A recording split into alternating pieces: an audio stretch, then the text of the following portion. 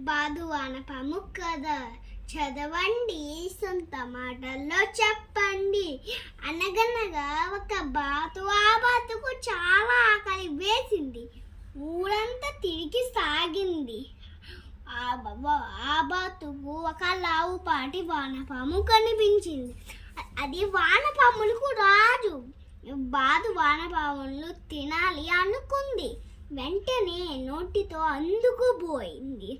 వానపాము తనని వదలమని బాతును బతిమాలింది. బాతుకు చాలా జాలి కలిగింది. బాతు వానపాము వదిలివేసింది.